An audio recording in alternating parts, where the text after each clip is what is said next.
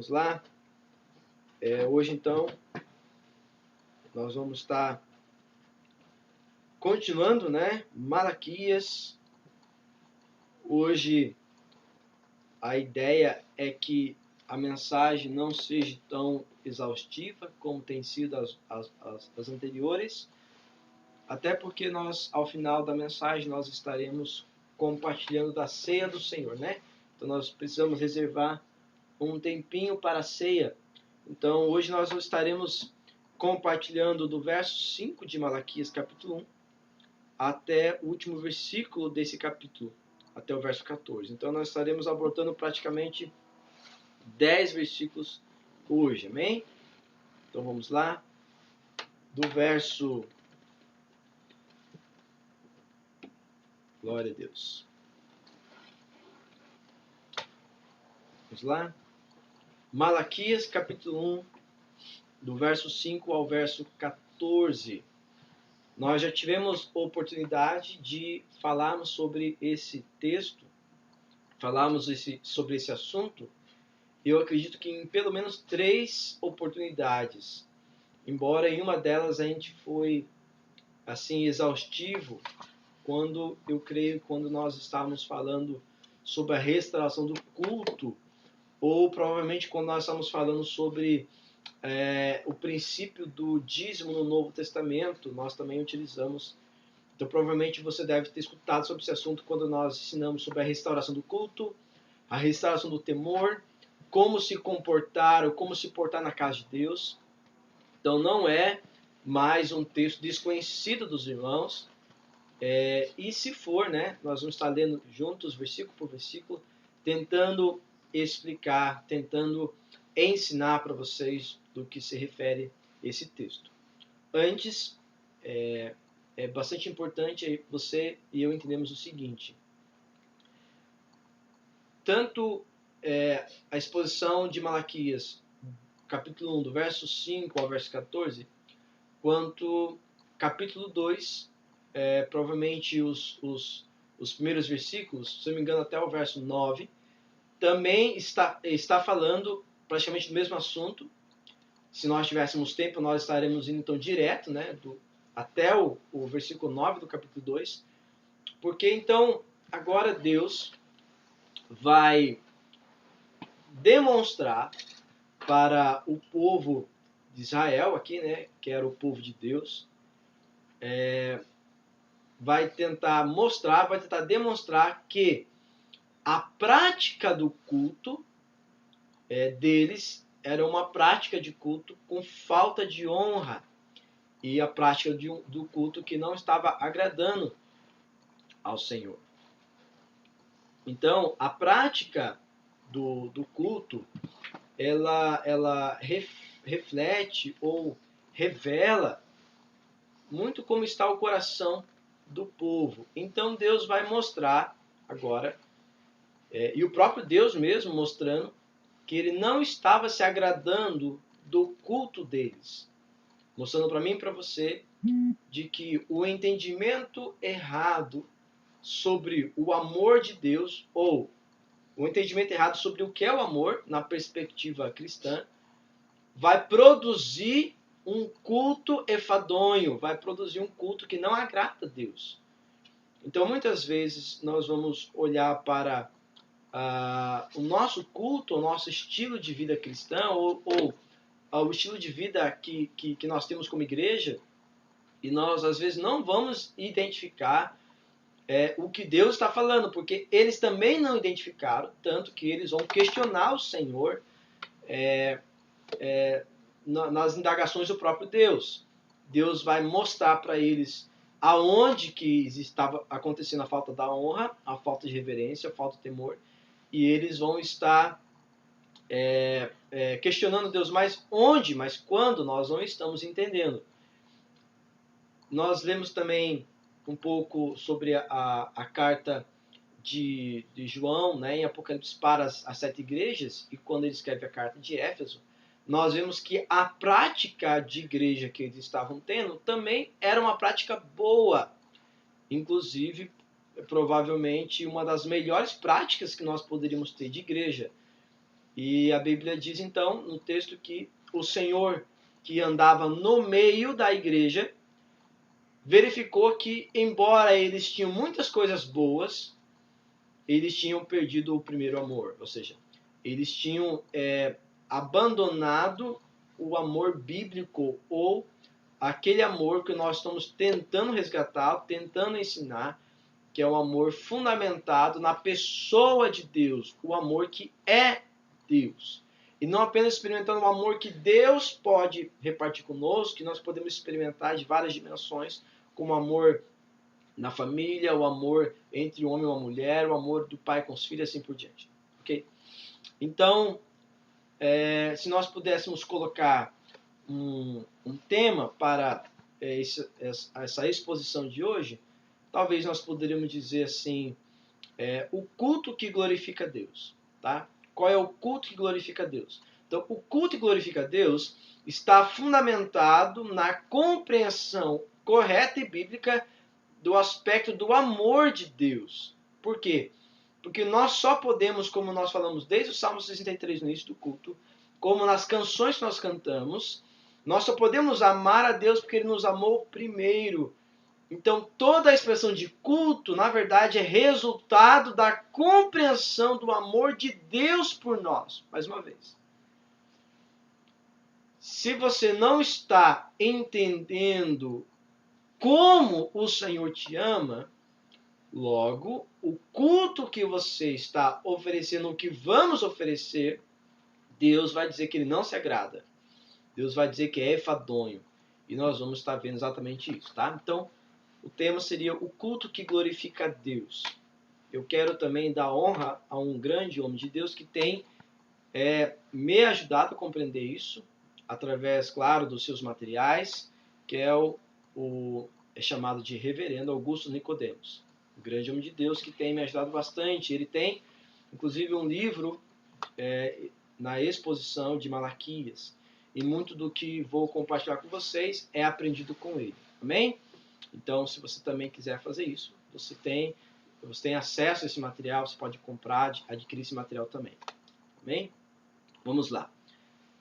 Nós lemos do verso 1 ao verso 4 e nós não lemos o verso 5.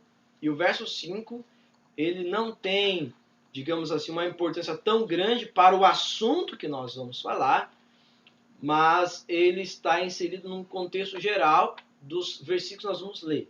Então eu vou ler o verso 5 e vou poder explicar ele lendo os outros versículos, amém? Tá? Então, se eu explicar o verso 5, talvez você não vai entender o contexto, ok?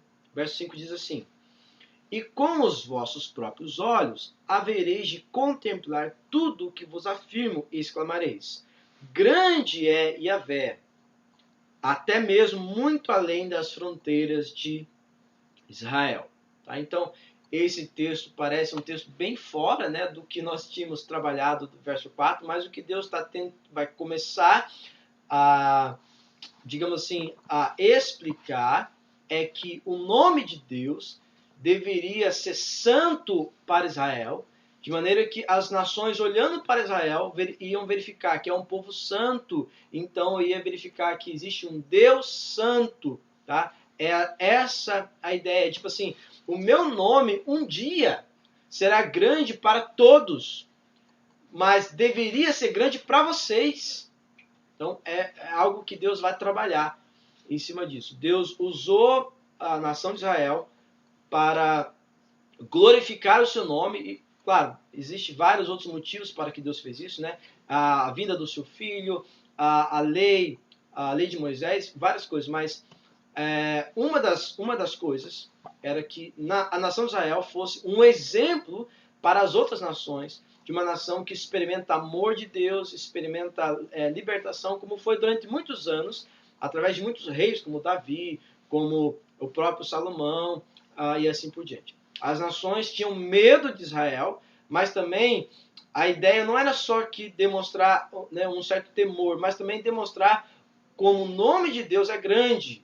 A gente vê isso, por exemplo, quando o Senhor endurece o coração de Faraó, que nós também já estudamos lá em Romanos, capítulo 9, 10 e 11. E de propósito o Senhor endurece o coração de Faraó para em Faraó glorificar o seu nome, em Faraó declarar o quão grande é o nome de Deus. Isso ficou tão forte depois de que a nação de Israel, o povo de Israel, muitas das vezes não falava o nome de Deus com muito medo. Então, muitas traduções da Bíblia, inclusive em alguns lugares, ele chama assim o Eterno, justamente por medo ou com temor de falar o nome de Deus. Deus fala o seguinte: o meu nome deveria ser temido em todas as nações, mas para vocês deveria ser realmente temido, porque eu tenho revelado-se como um Deus grande para vocês. É isso que ele está falando no verso 5, que nós vamos ver nos outros versos. Verso 6, então, ele inaugura a indagação ou a exortação de Deus ao povo.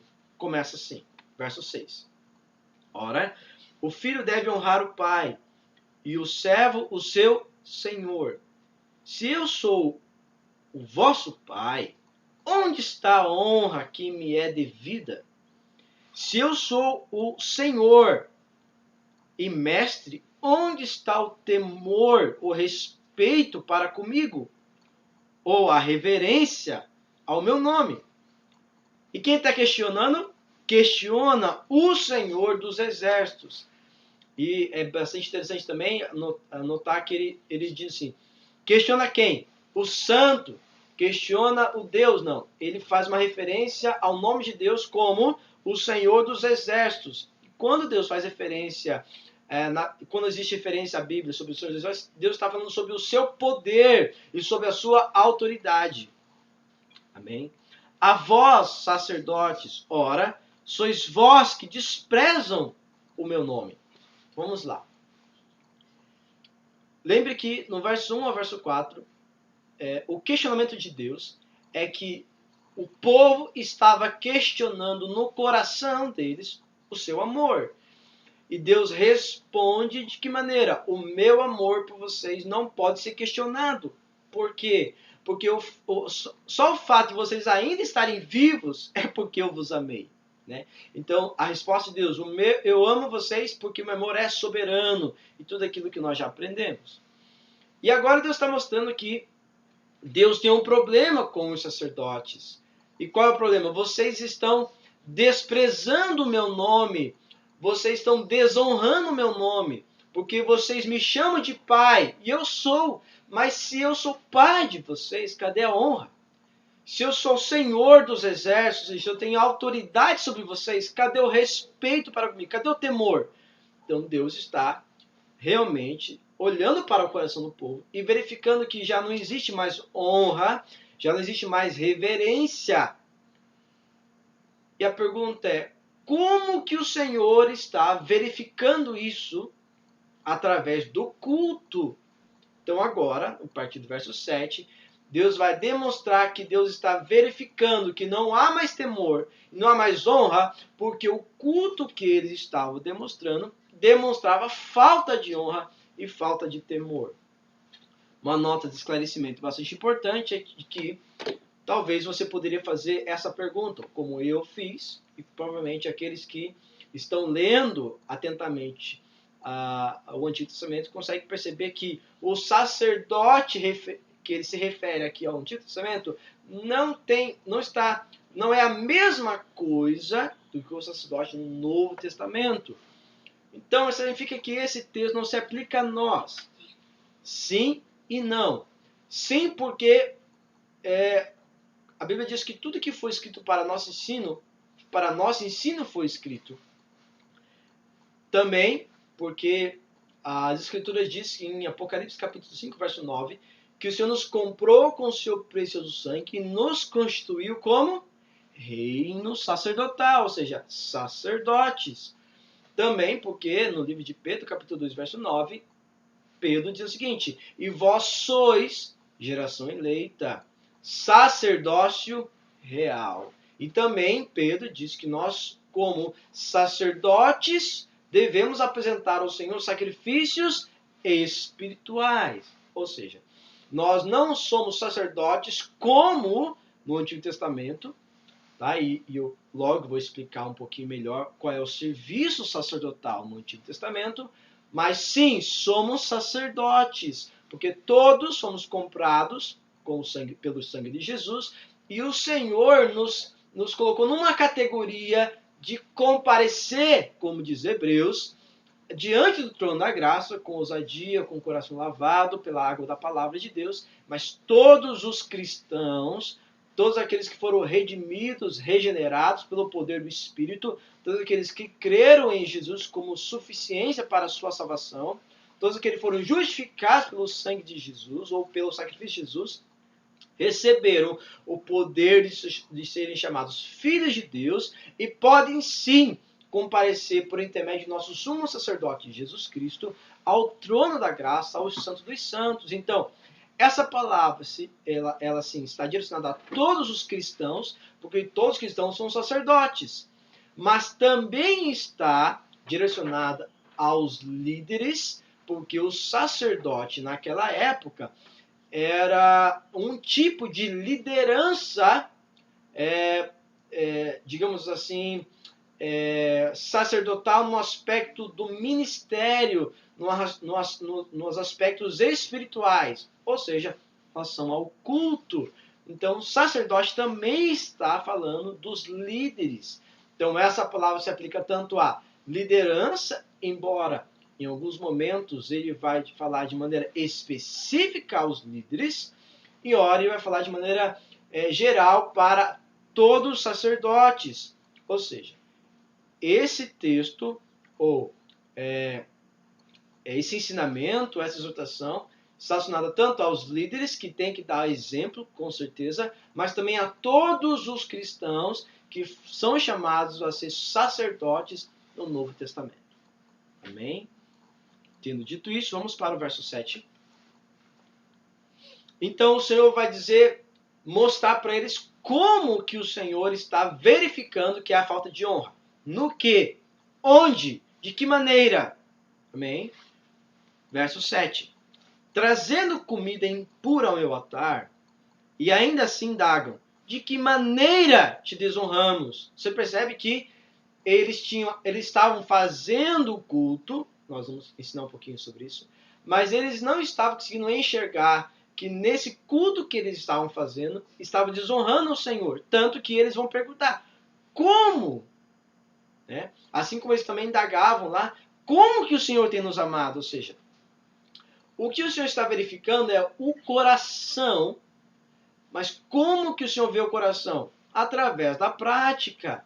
Tem um princípio da palavra que diz, né? Pelos frutos conhecereis a árvore. Ou seja, é possível que eu e você, ao verificarmos aqui, assim como Malaquias está verificando, através de aspectos práticos do seu culto, é possível que eu e você consigamos identificar a falta de honra e falta de temor. E lembre, qual é o objetivo? Qual é o objetivo dessa série? Qual é o objetivo da exortação? É mostrar o que está por detrás. E o que está por detrás? Um entendimento errado, não bíblico, humano, do amor de Deus. Nunca se esqueça qual é o principal objetivo do que nós estamos falando. É mostrar quão sério é nós compreendemos errado o amor de Deus. Eu quero que você perceba quais as consequências disso. Até onde nós vamos chegar se a gente não entender o amor de Deus. Lembra agora qual é a base do entendimento do amor de Deus? Nós falamos semana passada? O Evangelho. Que está escondido aonde? Em Cristo. Ou seja, o entendimento errado do amor é entendimento errado da pessoa de Cristo, do Evangelho, ou uma negação do Evangelho, vai produzir um culto enfadonho. Ou melhor, se você olha para o que nós vamos falar aqui e percebe, através da sua prática de culto, muitas das denúncias de Malaquias aqui, você tem que chegar a um denominador comum, que é, provavelmente eu estou entendendo o amor de Deus errado, provavelmente eu não entendo o Evangelho e provavelmente eu entendo a pessoa de Cristo de maneira errada.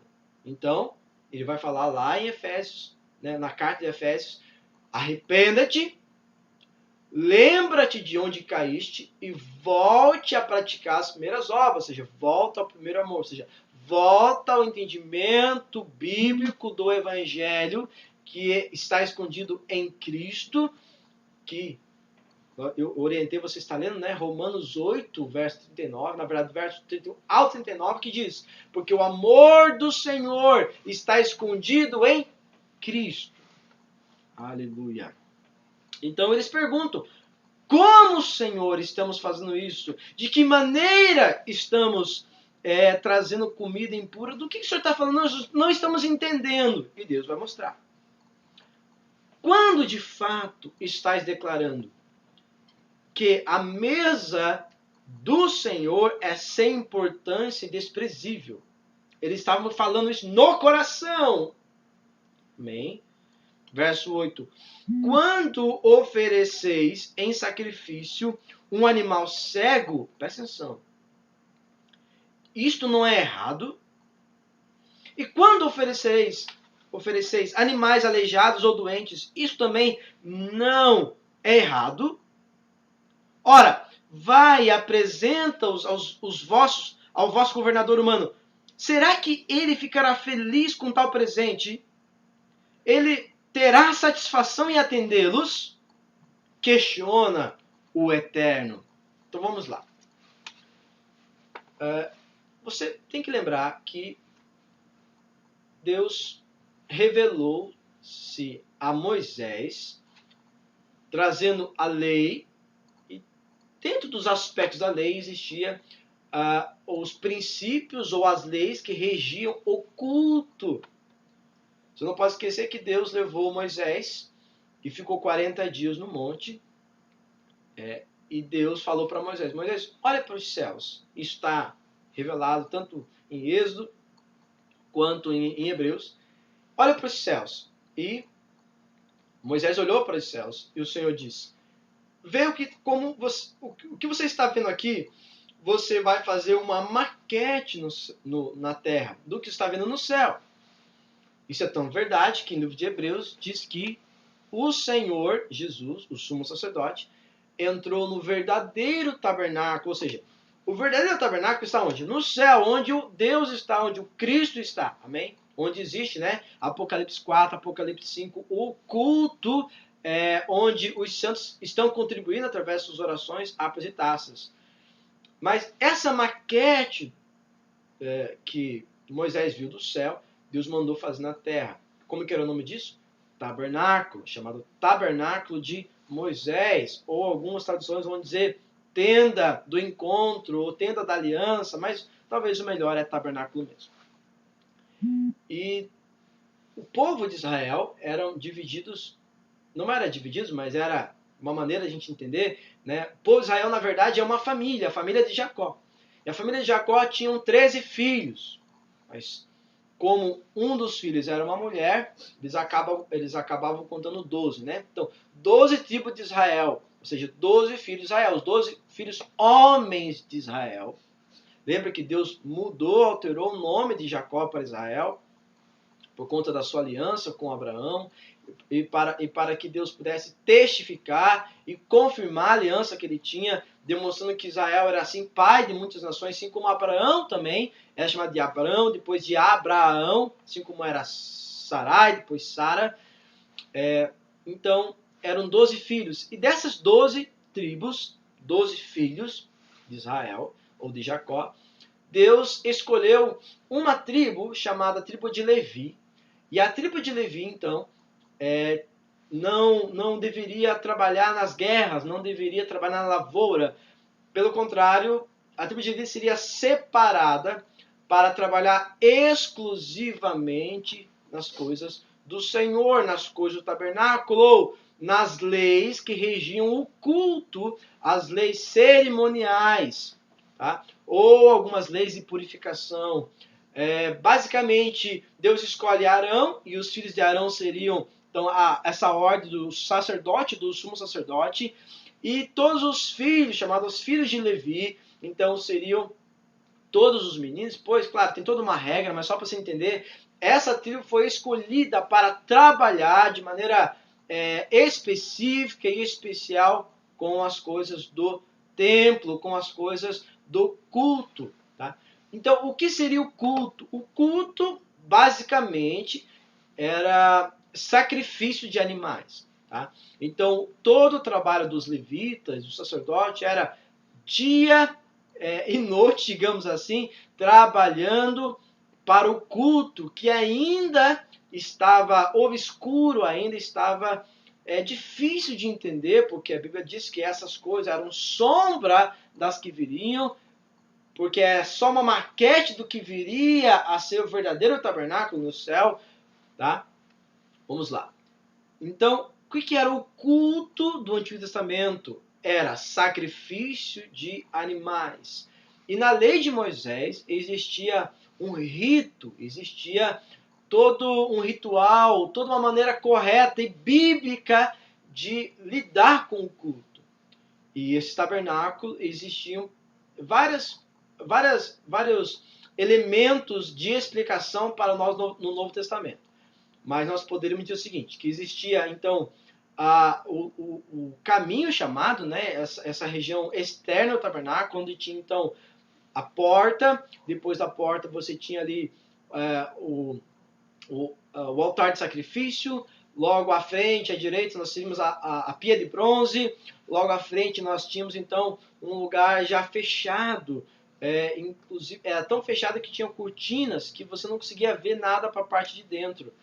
Nessa primeira sala, coberta, fechada, nós tínhamos então um lugar chamado Lugar Santo. Imediatamente à sua esquerda você tinha o candelabro representando o Espírito Santo. À frente do candelabro, à sua direita da porta, você tinha então a mesa dos pães da proposição, representando para nós hoje o corpo de Cristo, o próprio Cristo como sendo nosso alimento. À frente, imediatamente à frente, você tinha então o altar de incenso, representa as nossas orações, a oração em espírito e em verdade. Então você tinha mais uma porta, que na verdade não era uma porta, era uma cortina. E dentro dessa cortina você tinha digamos assim, a mobília mais especial, mais importante do tabernáculo, que era a Arca da Aliança. A Arca da Aliança, então, era a representação da própria glória de Deus. Era como se, para eles, Deus estivesse morando aonde?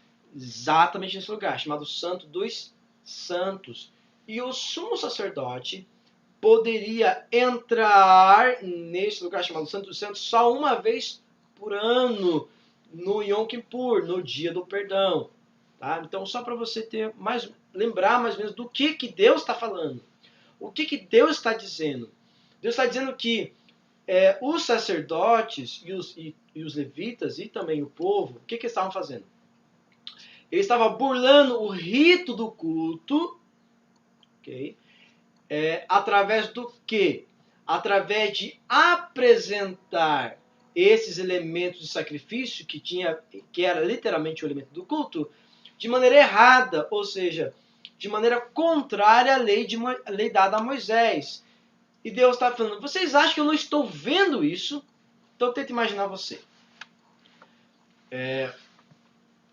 Digamos que, claro que eu não vou conseguir explicar todo o livro de Levítico, né? Então não é essa a ideia, mas para você ter uma ideia do que era o Antigo Testamento, para que eu possa trazer para a realidade do Novo Testamento, para a realidade da igreja, ou seja, eu e você como sacerdotes. Como que eu e você estamos também, às vezes, desprezando, estamos fazendo um culto enfadonho, pegando essa linguagem do antigo, amém? Então é só isso que eu quero mostrar para você. Então, se você lembra, por exemplo, da maneira como Deus instituiu a Páscoa, o Senhor mandou eles pegarem um animal de 1 ano, tinha que ser perfeito e tal, tal, tal. E eles iam matar esse animal, e o sangue desse animal, inclusive já mostrando um pouquinho sobre a ceia que nós vamos fazer daqui a pouco, o sangue desse animal tinha que ser colocado no vergo da porta, para que o anjo, quando viesse, não matasse as pessoas que estavam, os primogênitos daquela casa. Tá? Então, tinha uma especificação bem específica, uma redundância, claro, para você mostrar como Deus deu detalhes de como deveria ser esse animal, como deveria ser esse sacrifício. Mais um exemplo disso é Davi, quando, se eu não me engano, em 2 Samuel, capítulo 2 Crônicas, capítulo 15, 1 Crônicas, capítulo 15, nesse exemplo de Davi, quando ele queria trazer a arca, né, de volta, ele todo feliz e todo contente, e a Bíblia diz que ele fez uma festa, ele comprou, porque ele era muito rico, mandou fazer um carro novo para trazer a arca, e era uma festa. De repente, um homem chamado Uzá, o boi dá uma tropeçada, ele coloca a mão na arca e ele morre, ele instantaneamente morre. E existe um pavor no coração daquele povo. O próprio Davi fica apavorado com aquilo, pede, deixa essa arca numa casa mais perto, deixaram na casa de Obed-edom. E Davi perguntou, como que eu faço para trazer? Que terrível foi o que aconteceu. Ele apenas colocou a mão e morreu. E aí a Bíblia vai dizer então, lá em Crônicas e também Samuel, de que Davi diz o seguinte, sabe por que nós não conseguimos? Porque nós não consultamos a palavra, nós não consultamos as leis de Moisés para saber qual é a maneira correta. E aí nós ensinamos que não basta você ter a motivação correta, você tem que fazer a coisa certa, do jeito certo, com a motivação correta. E o que eles estavam fazendo neste culto, os sacerdotes aqui, que Deus está denunciando aqui, eles estavam fazendo agora a coisa errada, do jeito errado, e pior, é a motivação errada. Porque lembre, eles já tinham perdido o entendimento do amor de Deus. Ou melhor, o entendimento do Evangelho. E então o que eles estavam fazendo? Digamos assim, e era mais ou menos isso mesmo, mas não vou conseguir ser bem específico. Digamos que Deus tivesse falado assim, o culto para você, família, é trazer um bezerro de 1 ano, branco, perfeito. Ele tem que ser perfeito. Não pode ter mancha, não pode ser vesgo, não pode ser caolho, não pode ter problema de sangue, não pode ter câncer, não pode ter nada. Como que você ia saber que aquele bezerro de 1 ano, você tinha que ter cuidado dele durante 1 ano, você deveria ter cultivado esse bezerro, ou esse cordeiro, ou essa ovelha durante 1 ano. Ok? Digamos assim, você fala assim, olha, não, eu puxa vida, esqueci de preparar.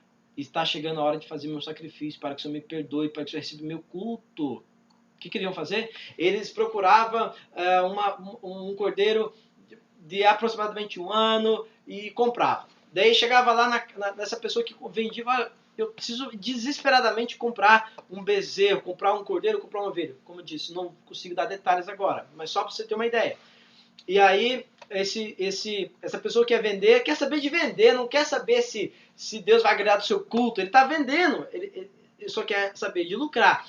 E você não tem como saber se esse cordeiro realmente é de 1 ano, se esse cordeiro realmente é perfeito, e você não estava nem aí.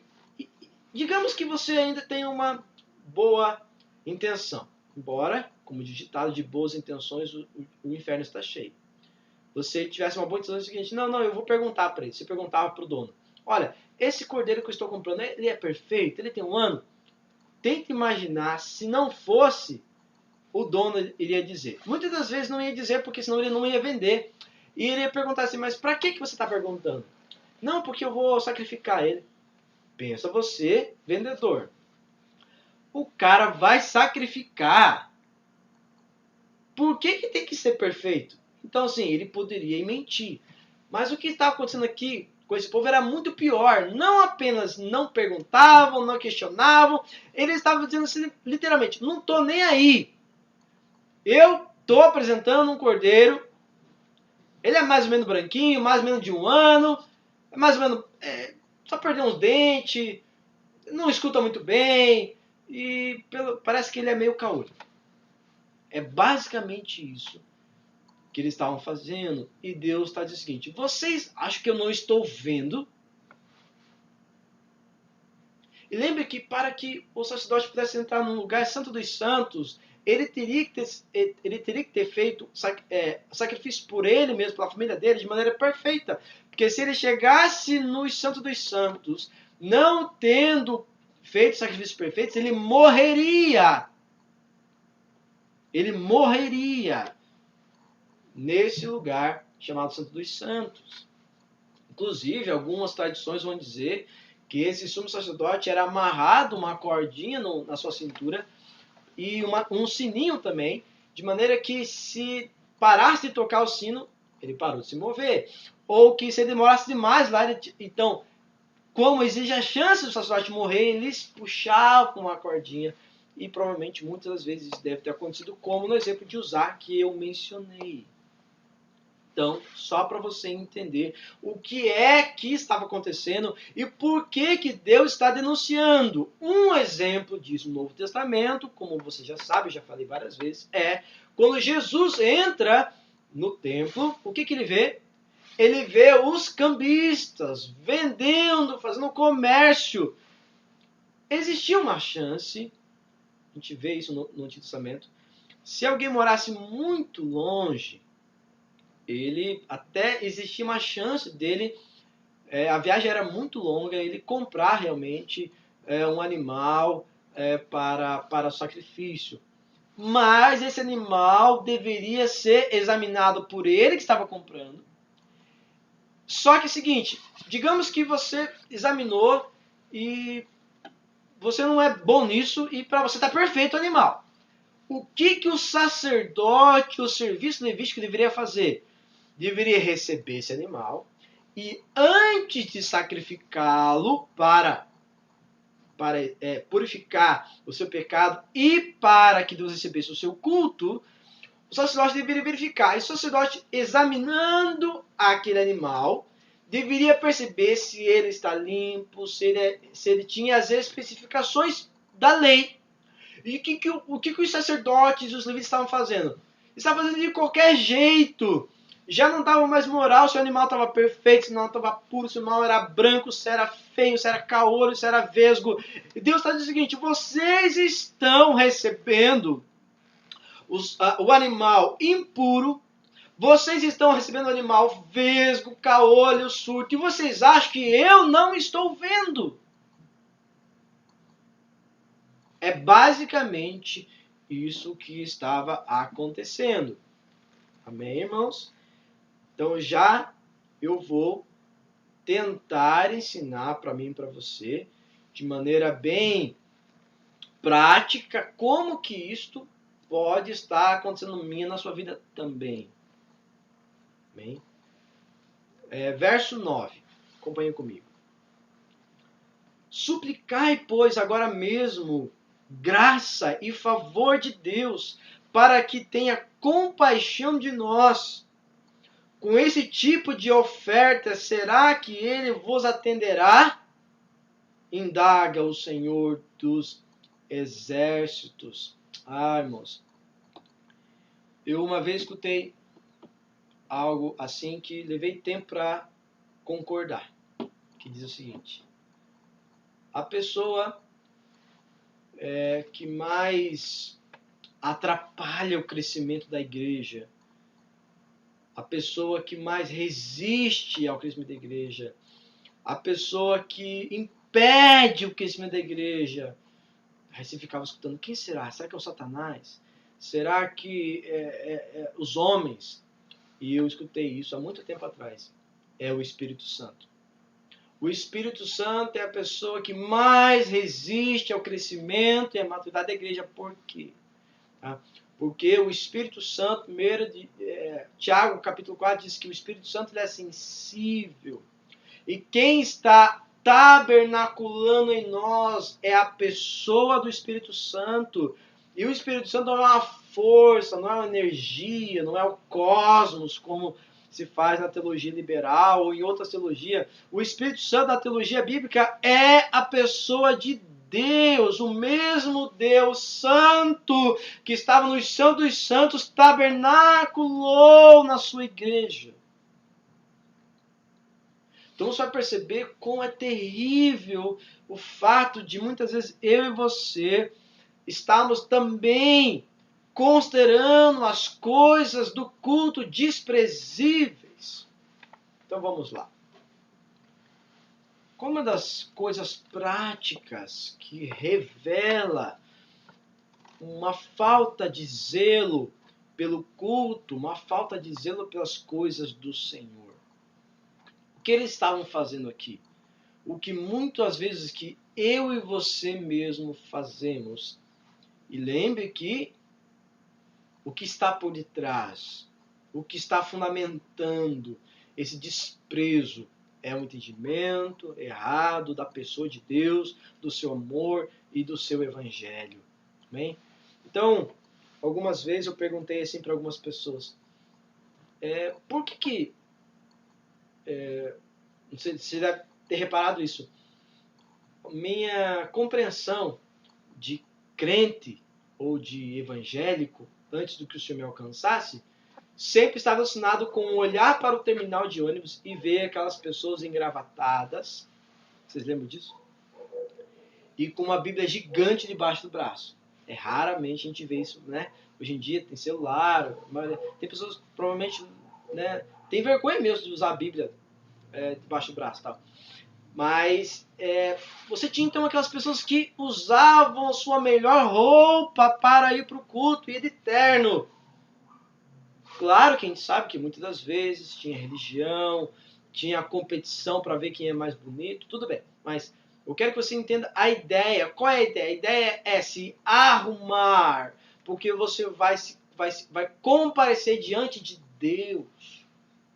Então, assim como nós aprendemos com Davi a maneira correta para se apresentar diante de Deus, primeiro tem a ver com o coração. É a preparação, preparar-se para apresentar-se diante de Deus. Onde a gente vê isso? Eles tinham que preparar esse animal antes. Isso fala que o culto não é o domingo, mas é a semana. O que faz eu e você nos preocuparmos com o culto só no domingo? Como eles estavam fazendo. Apresentar ao Senhor qualquer coisa. Claro que um dos motivos de eu não estar de pijama aqui para conversar com você, primeiro, que minha esposa não gostaria. Segundo, que eu não gostaria. Terceiro, que está no YouTube, pode ser que outras pessoas vão assistir. Mas o principal não é esse. O principal é diante de quem eu estarei. Marcelo, mas eu sempre aprendi que Deus não está ligando com a roupa. E não está mesmo. Assim como Deus não está preocupado com aqueles animais. Deus está vendo que através de não se preocupar com o culto, Deus está vendo que no coração eles já desprezavam o Senhor. E uma coisa é verdade. Quando você olha uma pessoa que deixa a barba por fazer, fica muito tempo sem arrumar o cabelo, usa roupas amassadas, e inclusive ele vai dar um exemplo aqui, agora no verso 10, se não me engano, nos próximos versículos que nós vamos ler, diz o seguinte: tenta apresentar isso para um grande governante humano. Um exemplo.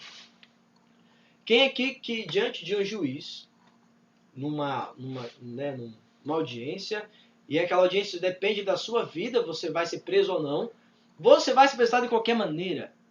Por que você arruma a melhor roupa? Por que às vezes você até aluga um terno para comparecer? Você se arruma. Por quê? Porque você estará diante da assembleia de um homem importante.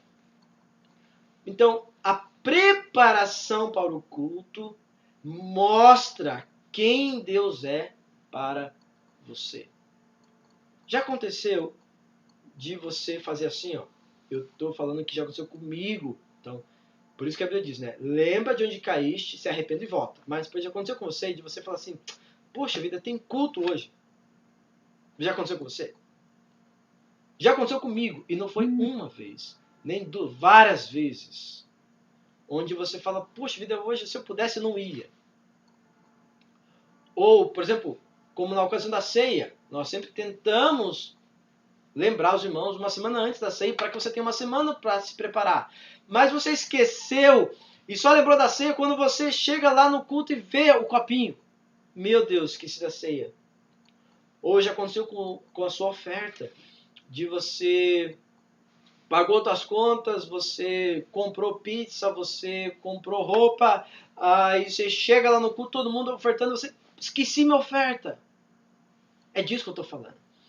Por que isso acontece? Porque nós não estamos fazendo como o Salmo 63, ou como o Salmo 63 que nós vemos hoje. Não está vivo para o nosso coração quem é Deus, ou o amor de Deus, ou a gratidão do nosso coração. Então, no culto, na prática do culto, nós conseguimos enxergar o nosso coração. O quanto nós estamos desprezando, nós não estamos valorizando o culto ao Senhor. Então, a primeira coisa que nós podemos destacar é a preparação. Preparação para o culto. Ou, por exemplo, você vai fazer o... Porque quando eu falo culto, não estou apenas me referindo ao culto público ou ao culto do ajuntamento de domingo, que, como eu disse, revela como foi a semana. Mas a pergunta, como foi a semana? Como é que você se prepara para estar diante do Senhor, sozinho na sua casa? Você ora e ao mesmo tempo fica o telefone ligado, como eu já fiz várias vezes, também já me arrependi. Ou você ora, mas assim, se aparecer alguém você atende. Percebe, irmãos, que existem várias maneiras de eu e você também estarmos negligenciando, oferecendo a Deus qualquer coisa. Ou quantas vezes também no culto nós estamos compartilhando as escrituras e você está mexendo no WhatsApp, já aconteceu com você? Aí você pode falar assim, não, mas é importante. O que é mais importante do que Deus? A pergunta é exatamente essa, no primeiro versículo nós lemos verso 6. Se eu sou o Senhor dos exércitos, aonde está o respeito? Se eu sou o pai, cadê a honra? Eu lembro do meu pai mesmo, que se tivesse uma visita em casa e a gente passasse na frente, nós éramos disciplinados fisicamente. Se chegasse uma visita mais importante ainda, a gente deveria ficar no quarto. Por quê? Cadê o respeito? Cadê a honra? Se meu pai estivesse dormindo, porque muitas vezes meu pai trabalhava de madrugada, e a gente começasse a falar muito alto, minha mãe falava assim, se teu pai acordar, se eu sou vosso pai, cadê o respeito para comigo? Amém, irmãos? Então, mostrando para mim e para você que a maneira como nós lidamos com as coisas do culto está diretamente relacionado como eu e você nos relacionamos com o Evangelho, com Cristo, com a pessoa de Deus. Então, o seu amor, gratidão ou ingratidão, é disso que se trata. Vamos lá? Continuar o texto. E ele disse, verso 9, suplicai graça, ou seja, qual que é as escrituras diz, qual é o motivo de nós nos sermos consumidos? Porque o nosso Senhor não muda, porque ele permanece fiel. Então nós temos que suplicar graça, o que é? Suplicar o favor do Senhor, porque se for, vocês lembram que nós trabalhamos lá em Romanos capítulo 9, diz, olha, se dependesse do amor de vocês, se dependesse da fidelidade de vocês, todos estariam como Sodoma e Gomorra. Nós temos que confessar que se o Senhor não tivesse derramado misericórdias cada manhã, se a graça do Senhor não estivesse sobre nós, irmãos, nós merecíamos o quê? O inferno e a destruição. Porque o nosso culto muitas vezes está sendo como esse. Amém? Nós não nos preparamos como nós deveríamos, nós não damos o nosso melhor. Um exemplo disso também significa assim, ó. Às vezes a gente faz assim, ó. Durante a semana, você deu o seu melhor para a sua esposa, deu o seu melhor para os seus filhos, deu o seu melhor no seu trabalho. E às vezes alguns ainda dão o seu melhor no seu trabalho e deixam o resto para a família. Mas digamos que você deu o melhor para a família, deu o melhor para o filho, deu o melhor para a esposa, deu o melhor para o seu trabalho. Chega no culto, fica sentado para as cruzadas. Já aconteceu isso com você? Ou você já viu isso acontecer com os irmãos? O que é isso? Ou você deu o seu melhor domingo para muitas coisas, para sua família, você comeu e aí você se empanturrou, e chega no culto você dorme. O que é isso? Tá? E aí Deus fala assim, olha, e vocês acham que eu não estou vendo? Só que o que Deus está se agradando não é as questões práticas. Eu quero que você entenda que as questões práticas só evidenciam o que está no coração. Que Deus está mostrando para eles que eu estou olhando para o coração de vocês, estou vendo que vocês já questionam o meu amor. Estou olhando para o coração de vocês, percebo que vocês já estão questionando a honra e o respeito para comigo. E como que eu vejo isso? Através da prática do culto. Amém? Então, é disso que se trata. Se você, durante o culto, não dá o seu melhor para o Senhor, muitas vezes o problema está no seu coração e não na prática, porque a prática só evidencia o que está dentro. A Bíblia diz que o coração fala, a boca fala do que está cheio o coração, porque aonde está o seu tesouro, aí está o seu caminho. Ou seja, se o teu caminho está no seu trabalho, teu coração está no seu trabalho e assim por diante. Se o seu culto não é o seu melhor culto, Deus não é o Deus bíblico no seu coração. E muitas vezes o problema está no entendimento errado do amor de Deus, ou Deus que é amor. Como eu disse, uma coisa leva a outra. Verso 10. Se houvesse uma pessoa entre vós que fechasse as portas do templo, assim ao menos não acenderia o fogo do meu altar inutilmente. Afinal, não tenho em vós o menor prazer, afirma o Senhor dos Exércitos, e não aceitarei as vossas ofertas desse jeito. Então perceba que Deus está dizendo o seguinte, muitas vezes eu preferia que você fizesse o quê? Feche a porta da igreja. Para de cantar. Irmãos, eu confesso para vocês, recentemente eu tive esse sentimento mais uma vez, até confessei pedindo perdão aos irmãos, que algumas vezes a vontade que dá é essa. Para um ministro do evangelho, para um pastor, ou para aqueles que estão ali conduzindo culto, louvor, adoração, e nós cantamos canções tão preciosas como as que nós cantamos hoje, e você dando o seu melhor, e muitas vezes você vê o irmão sentado, outro cruzado, outro bochechando, outro dormindo, e na verdade, Deus fala assim, olha, você sabe o que seria um culto que me agrada hoje? Seria vocês parar de cantar, feche e vão embora. Eu creio que seria melhor. Presta atenção no que ele está querendo dizer. Ele está querendo dizer que se hoje ele pudesse falar, se nós pudéssemos ouvir, como a palavra profética de Malaquias, como a palavra profética de João Batista, como a palavra profética dos últimos dias, a igreja que está ouvindo o Espírito Santo, muitas vezes para tudo, para de cantar, fecha as portas que eu fico mais feliz. Por quê? Porque o culto que vocês estão me oferecendo não é o culto que glorifica o meu nome. Ou, Efésios 6, o Pai que eu sou não é para vocês um Pai santo, como Paulo está orando. Pai, diante do Senhor, dobra os meus joelhos.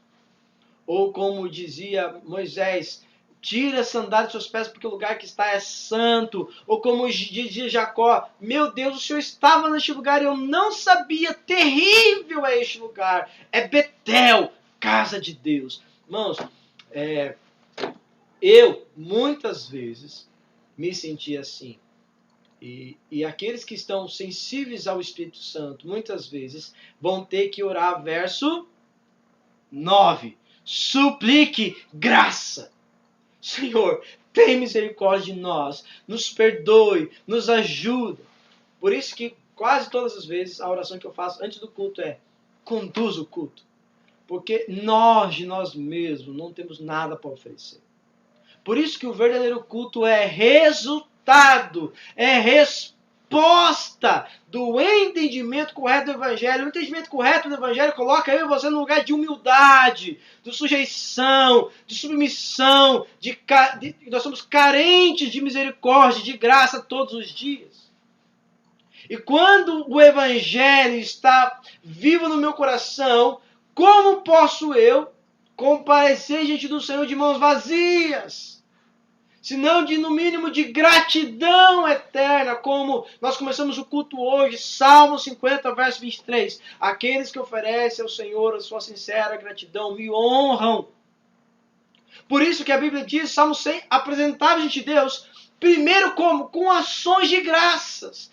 Como que nós entramos diante do Senhor? Como que deve ser a entrada no culto? Como que começa o seu dia como uma vida como culto? Com ações de graças. Por quê? Porque o Evangelho revela a justiça de Deus, que revela a nossa injustiça e nos coloca de joelhos diante do Senhor. Por isso que a oração ao Pai é: Pai, santificado é o teu nome. Verso 11, então vai completar o verso 5 que eu falei que agora a gente pode entender melhor. Verso 11. Pois do Oriente ao Ocidente, grande é o meu nome entre as nações. Em toda parte incenso especial é queimado e ofertas puras são trazidas em adoração ao meu nome. Porquanto grande será o meu nome entre todas as nações da terra, declara o Senhor dos Exércitos. Vamos lá. Que o verso está dizendo o seguinte: o meu nome deveria ser santo, porque meu nome é santo. Aqui, talvez a melhor interpretação, como Augusto Nicodemos, que me ajuda a entender esse texto, está fazendo uma referência profética. Por quê?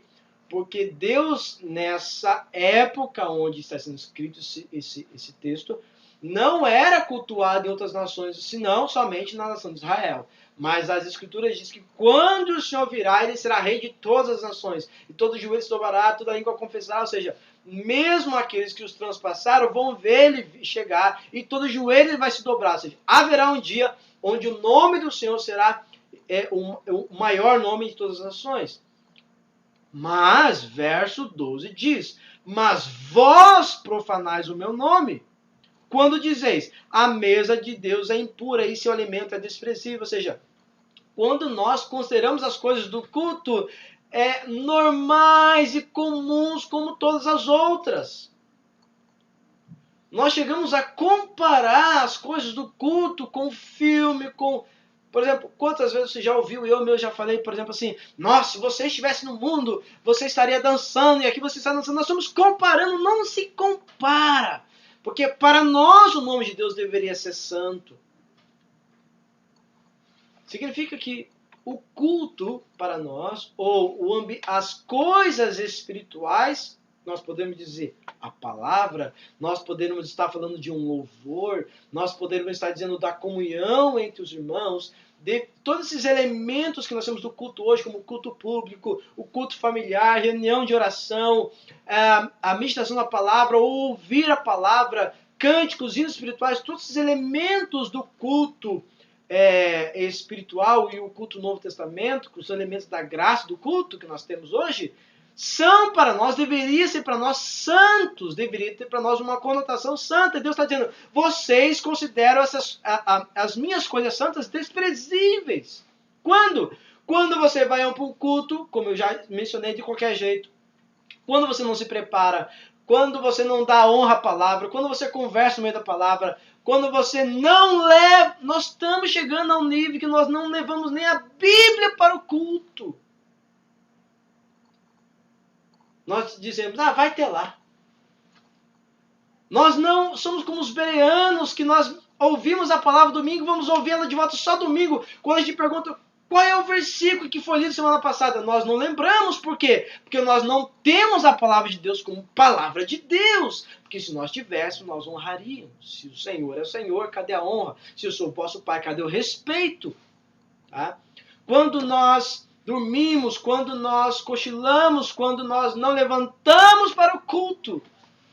Irmãos, a Bíblia diz que o levantar das nossas mãos é comparado ao sacrifício que Deus se agrada. As nossas mãos é como um instrumento de adoração. Quando você se levanta suas mãos em adoração, rendição, Deus recebe. Imagine Deus, o Criador dos céus e da terra, recebe algo seu quando você levanta a mão. E às vezes o pastor fala, levanta a sua mão, você levanta e depois de um segundo você abaixa. Quero mostrar para você que esses aspectos práticos do culto, de vários que eu estou mencionando, alguns estou sendo repetitivo, mostra como está o seu coração com relação ao Evangelho. Eu lembro que, numa experiência, e a gente pode usar o mesmo elemento de Davi, que a Bíblia diz que Davi se despiu com toda alegria, ele é rei. A Bíblia diz que a sua esposa o desprezou quando olhou e fez, cara, o que você está fazendo? Que vergonha o que você está fazendo! Nós vemos o mesmo exemplo da mulher que derramou, era um escândalo que aquela mulher estava fazendo. Lembra que ela derramou aquele perfume caríssimo. E os discípulos falaram, se não me engano, Judas disse, estão desperdiçando. Ou como Maria e Marta, ela escolheu a melhor parte. Lembra desses exemplos? Então, certa vez eu também fui bastante desprezado, e você também será quando você for uma pessoa que ama o Senhor verdadeiramente e não terá vergonha de ler a sua Bíblia no seu trabalho quando lá é possível.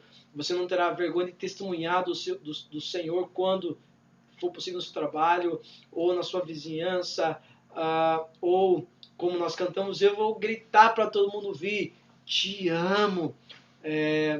Então, uma vez eu estava num culto e os irmãos estavam sentados, e nada contra cultuar sentado, não necessariamente não é como eu disse para você, não tem necessariamente a ver com o aspecto físico, embora o físico demonstre o coração, mas aqueles irmãos, talvez a prática deles era ficar sentado.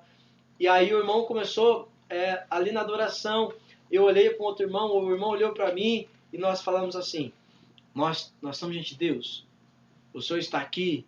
Um respondeu para o outro, olhou para o outro e falou assim, sim, então vamos adorar. A gente se levantou e começou a dar ao Senhor o culto que glorifica o nome dele, que ele merece. Irmãos, literalmente, os irmãos ficaram, em vez de prestar atenção no culto, eles começaram a prestar atenção em nós. E eu nunca vi um olhar de tanto desprezo, de tanto nojo daqueles irmãos sobre nós. Porque, de fato, sempre vai acontecer isso. Quando você tentar dar o seu melhor culto, isso vai escandalizar, às vezes, até os seus próprios irmãos. Mas o Senhor disse para aquela mulher, o que você fez será testemunho. E nós temos escutado sobre essa mulher até hoje, porque o Senhor se agradou do culto dela. E o Senhor disse, o que essa mulher fez será contado.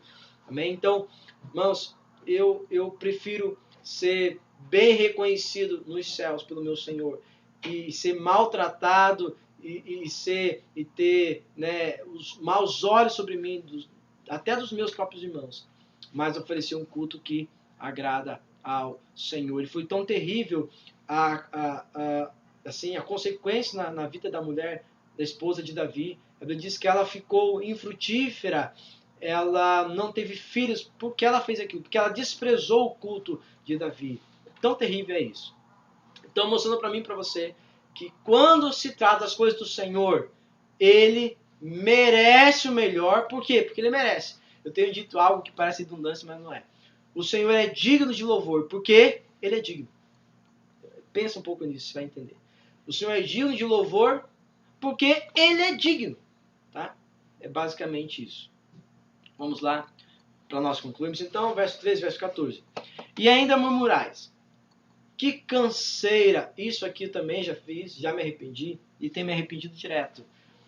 Já falou assim durante o culto? Culto público mesmo. Poxa vida, esse cara não para de falar. Que canseira. Né? Ou o Marcelo fez uma agenda na segunda, aí na terça-feira tem o estudo, daí na quarta-feira tem a casa de oração, daí na quinta-feira tem isso, aí na sexta-feira tem o turno de adoração, aí no sábado tem o ensaio de louvor, aí no domingo tem o culto, aí você chega no culto e diz, que canseira! Já aconteceu com você se cansar das coisas do Senhor? Irmãos, pode acontecer comigo e com você. O que não pode acontecer é a gente achar que isso é normal. Nós temos que nos arrepender e voltar ao primeiro amor. Voltar a entender que se é para o Senhor é o melhor. Amém? Eu também tive uma experiência bem legal sobre isso uma vez. Eu estava muito cansado quando eu trabalhava na saúde, se eu não me engano. Posso estar enganado, não importa. Mas eu estava muito cansado, eu lembro de fisicamente mesmo, bem esgotado, assim, a ponto de querer só ir para a cama ou tomar um relaxante muscular. E eu falei assim, não, eu vou hoje. E era uma reunião de oração. Reunião de oração naquela época, era aquelas reuniões assim, bem difíceis, assim, né? Que todo mundo ficava no canto e orava, parece que não acontecia nada. Não sei quem participou desse tipo de reunião de oração. Então eu já sabia mais ou menos como ia ser, e eu falava assim, nossa, mas eu vou mesmo assim. E quando eu cheguei lá, eu estava muito cansado, e eu falei assim para o Senhor, Deus, eu estou muito cansado por quê? Porque eu dei o meu melhor naquele trabalho. Porque eu me dediquei, eu me esforcei, eu precisava inclusive. Então o Senhor não merece nada menos do que o meu melhor culto. Irmãos, e assim, eu confesso para você que era muito difícil para mim naquela ocasião levantar as minhas mãos. Muito difícil. Estava muito cansado mesmo. Quem já esteve muito cansado sabe o que eu estou falando. Esgotado. Para eu orar ou para eu falar já era uma força. E eu comecei, eu lembrava que o Senhor falava de uma palavra que diz que o Senhor não se agrada de sacrifício, quanto mais de obediência. E eu falava, Senhor, eu não estou aqui sacrificando nada, eu estou em obediência, dando ao Senhor o melhor culto que o Senhor merece. Irmãos, eu levantei as minhas mãos, comecei a orar, depois eu comecei a dançar sozinho. Não tinha música, não tinha ninguém dirigindo a reunião de oração.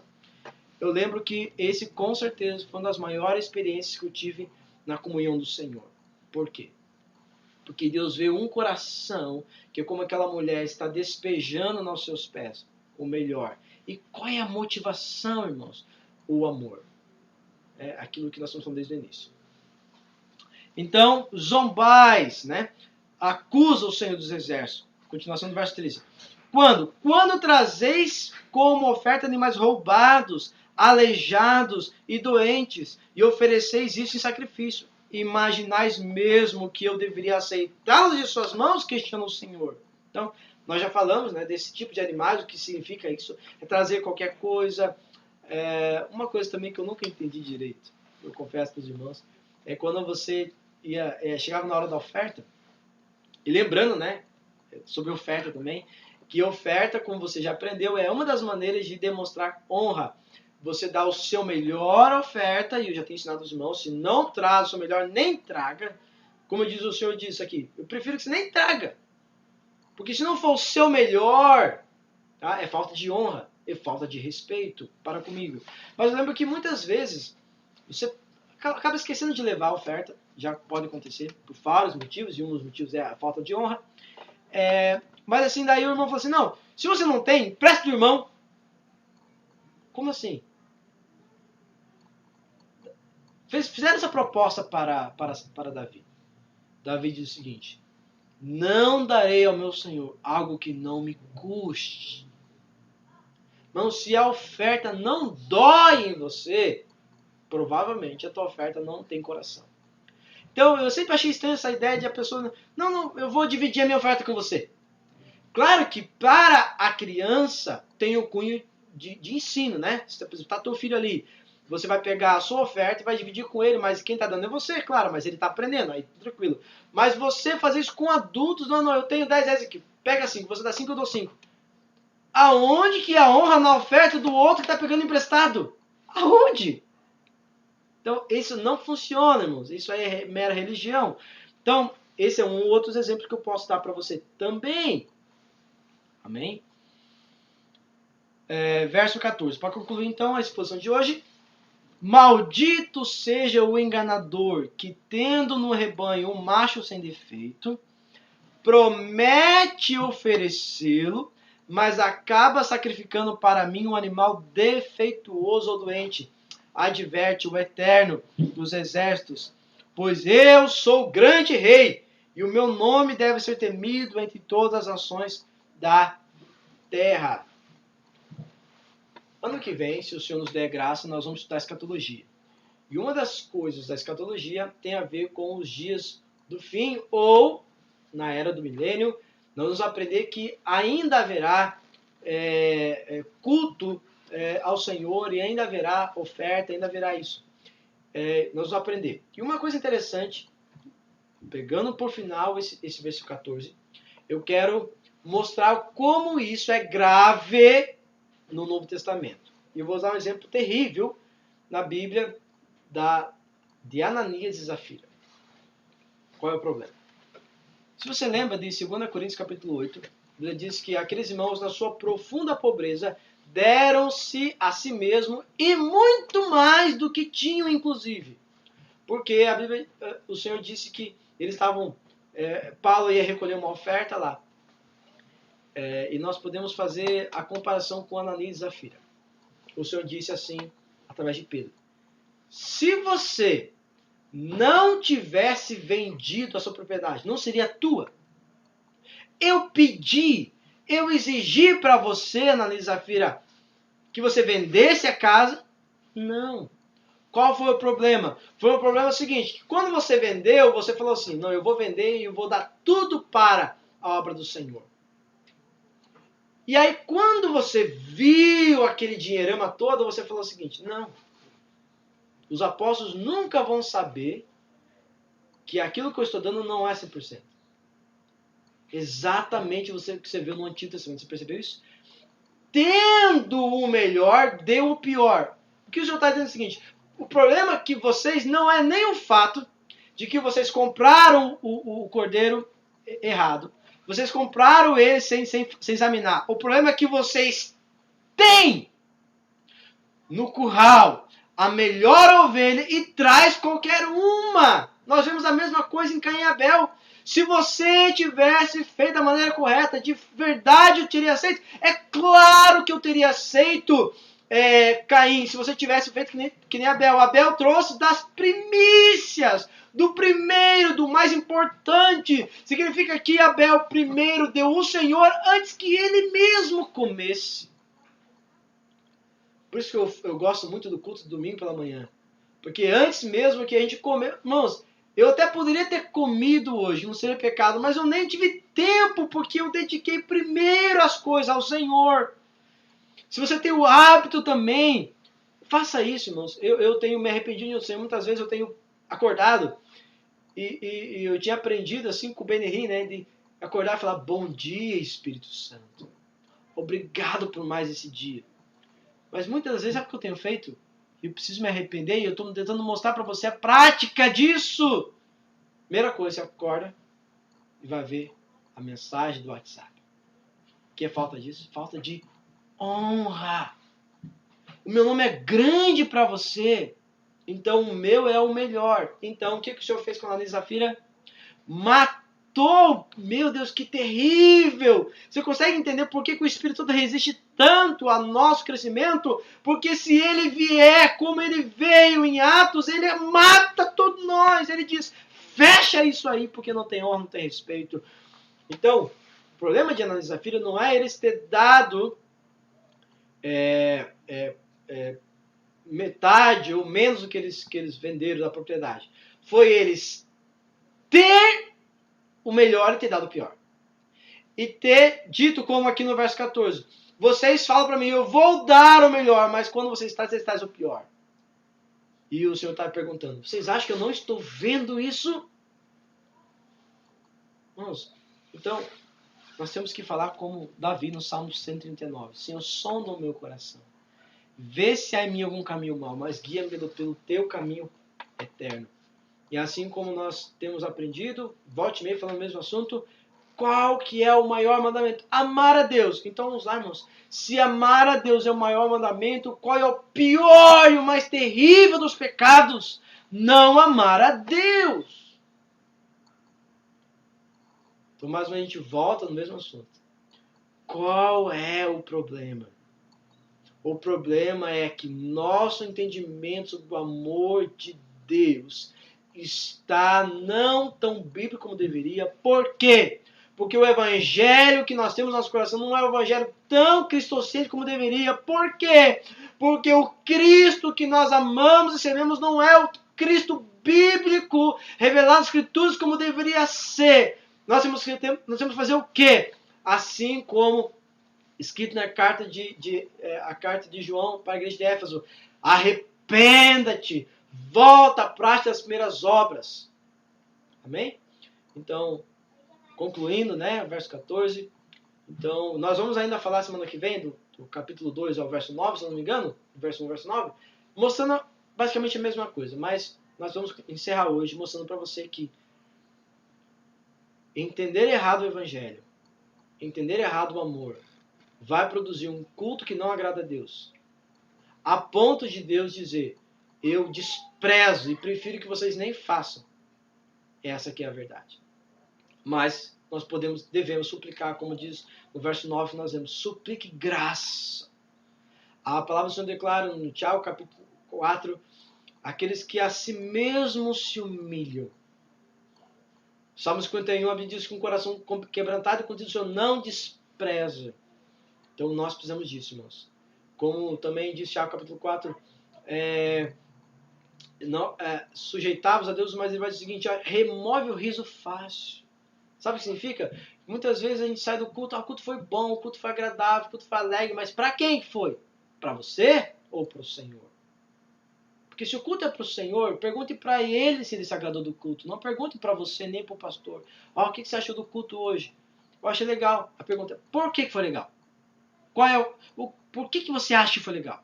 Porque você sentiu um arrepio? Porque você se sentiu animado? Porque você chorou? O culto bom é o culto bíblico, é o culto onde o nome de Deus é exaltado, o culto onde o evangelho é cristocêntrico, onde o amor eterno de Deus está em pauta, não o seu e o meu amor que é falível. Amém? Então, é isso que eu tinha para ensinar para os irmãos hoje, demonstrando mais uma vez a importância de entendermos de maneira correta o amor de Deus.